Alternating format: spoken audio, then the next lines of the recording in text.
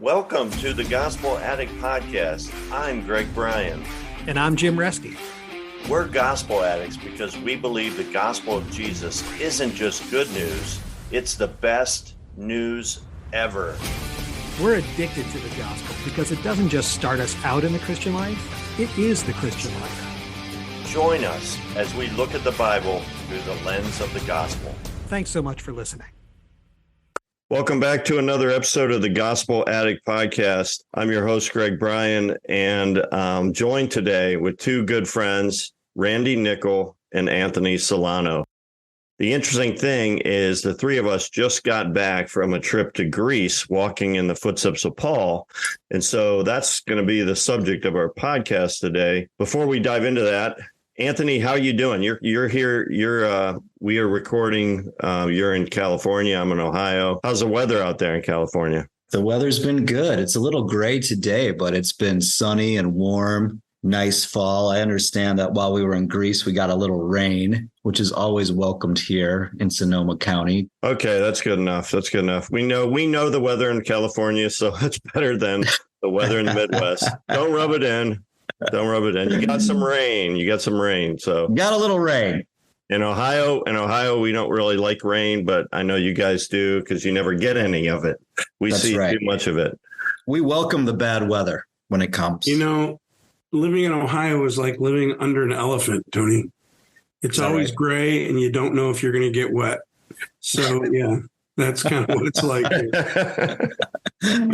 Well, I'm packing my bags. I don't know what I'm doing out here, guys. I need to get to Ohio. Oh, that's good. Randy, how are you doing, man? I'm doing great. Yeah, it was great trip. Greg, thanks for putting it together and for your hard work on it. It was wonderful. Speaking about weather, I don't think we could have had better weather on our time in Greece. It was perfect pretty much every day, wasn't it? I think it was 80 degrees and not a cloud in the sky. I mean, that's a couple times during it. It made me wonder why I live in Cleveland. But yes, it was great. So I'm doing well. And yeah, it was a great time to be together with you guys. Cool. So we did this tour, and it was basically walking in the footsteps of the Apostle Paul. So I want to just take some time and just share some of the highlights, things that impacted you. So, Randy, I know you're not going to be able to join us for the whole podcast. Why don't we start with you? What were some of the things that really stood out to you? We went to various places, started in North Greece, Thessaloniki, which is Thessaloniki, yeah, hard to say, but what stood out to you, Randy? Well, first of all, Greg, it was awesome being there and thinking this. We basically did the footsteps of Paul's second missionary journey. And so Acts 16, 15, 16, 17? 16, 17, and 18, basically. Okay. So it was really incredible. And thinking about from the point of Paul getting a vision of the Macedonian asking him to come, one of the things that hit me is just his obedience. Like Paul knew it was from God. He listened and he obeyed. And I thought that was like he left Asia Minor where he wanted to be. And I just wonder how many times we feel like we have God's will figured out, like where we're supposed to be. Are we really willing to listen if God's got another plan? And I was convicted by that. I just thought Paul left where he was and where he thought he was supposed to go and packed up and followed God's design and plan. So that was really motivating. But I think one of the things that really hit me was if you think about the impact in Europe to the gospel, I mean, it was immense. It went everywhere in Europe. The gospel started, but the beginnings were pretty meager and pretty small. And the seeds were not, it wasn't like Paul hit the ground like storming the shores of Normandy. It was a very quiet. I mean, sure, most of the people had no idea that he arrived at first. Yeah. And it wasn't like Acts chapter 2, right? Pentecost, where 3,000 people turned to Christ. Very meager beginnings. Yeah, it was. And I just thought, like, his first convert, that's what really hit me. It was the very first thing we did, Greg. from Thessaloniki, we went to Philippi, and the first thing we saw was the river where Lydia was baptized, and where he met Lydia, who was there by the side of the river. And here she was, a Gentile woman, probably wealthy, but because she sold purple cloth, but she was the first convert of many. And it wasn't like Paul didn't. I mean, Paul had people in Berea and Corinth and other places in Greece that made decisions and followed Christ. But it wasn't like, he just kept getting arrested and beaten and chased out of town and locked up in prisons. And it wasn't this amazing, like you said, Pentecost day. It was very different. But I guess I was just in awe and just remembering that, do we keep an eternal perspective about this? Like in ministry, we often think, oh, I'm a failure. It's not going well. I've only seen one or two people meet Christ. But the reality is there was times Paul didn't see a lot more, and he kept going. And I wonder if we look at things more today. We want instant gratification. We want to see things immediately. And Paul's fruit was so apparent, but it was over generations. And and again, I don't want to take away, he did see people respond, but it wasn't this massive thing. So I guess that was one of the things that hit me in thinking about specifically Philippi and Lydia. And before you go on to the second thing, Anthony, can you describe what it was like to be there where Lydia describe for people listening what that looked like? Yeah, as Randy was sharing, it just brought to mind how I'll never forget the peaceful and beautiful simplicity of that body of water. I mean, it was just so peaceful and just a place where it all started. And you think in your mind, well, if something this big is going to start, it's going to start in this big flashy place. You kind of get visions of the Acropolis almost, where this is where it has to start. But here in this peaceful place where there was just a simple flow of water, a baptism, and a church is where it all started. And I'll never forget being there with all of you and just reflecting on just how peaceful it was. There were groups coming in and out, but it was just so serene and just kind of tucked away in the corner. And you can just visualize just the work beginning there and just how amazing it is that it started in such a simple place. Yeah, that river, it wasn't like a raging river. Right. It wasn't small like a stream, but I don't know. What would you guys say? It was like 20 feet wide. Yeah. I mean, it wasn't huge, but you could just picture, you could picture, apparently from my research, because they didn't have enough men to have a synagogue, this is where people who worship God would go. They would go hang out at the river. And so Paul, when he came to Neapolis, he found that river and he found those people. And Lydia was one of those people who, as soon as she heard the gospel, she wanted to be baptized, and then invites Paul to her house. And I mean, what a dramatic change. And both of us, or not both of us, all three of us were surprised that we thought it was kind of funny that nobody was there selling purple cloth.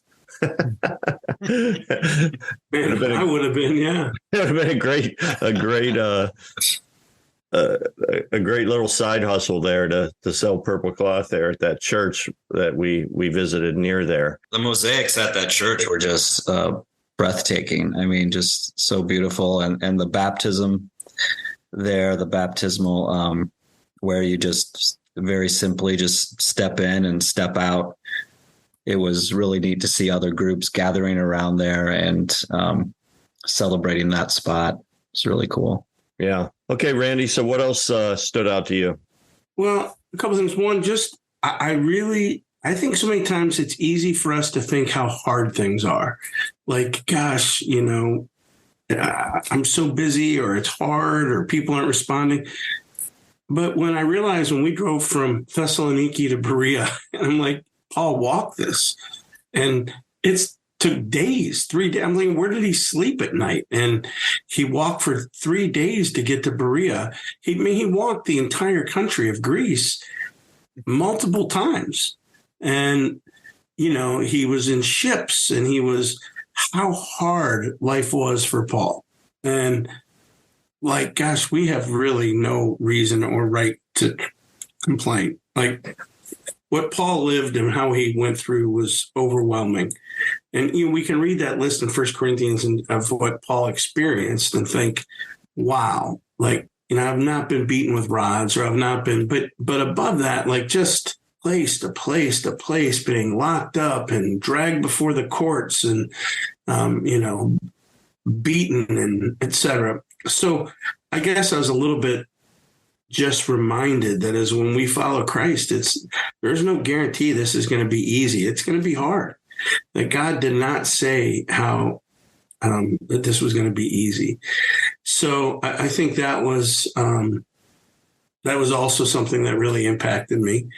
Yeah. And then I think, it's so funny that Paul's desire to continue to encourage them and to help them to come back, his desire to see them grow in Christ, to have churches developed. And yeah.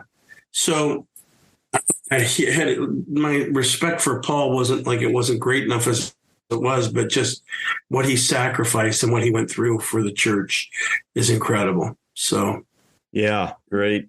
Those are really good thoughts. And it's amazing that Paul traveled 10,000 miles in all his journey.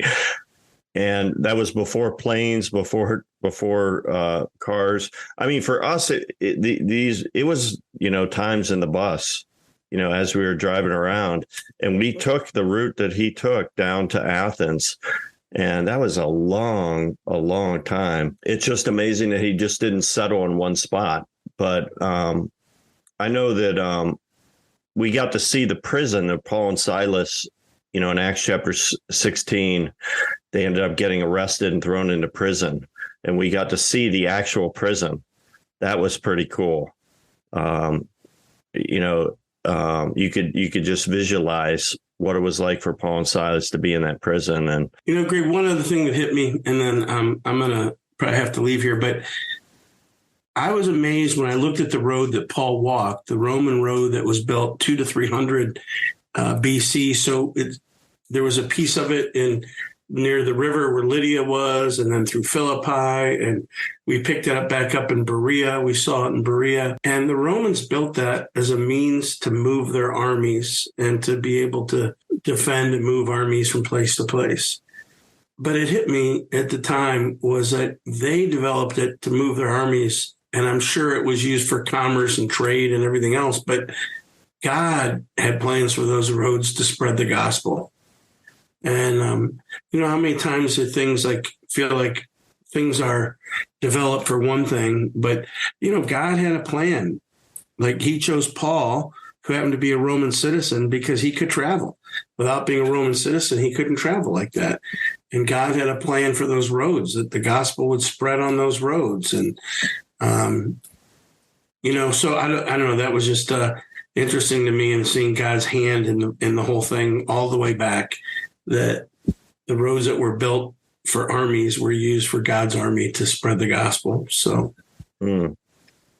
Randy, any thoughts on Athens or Corinth you want to share before you? No, I mean, we're looking at Athens and looking at these amazing buildings and the Acropolis, and yet I was so excited about Mars Hill, and then realized it was pretty unassuming, actually. It was a hilltop, and the view was spectacular, but next to the Acropolis, it was just a hill, really. You know what I mean?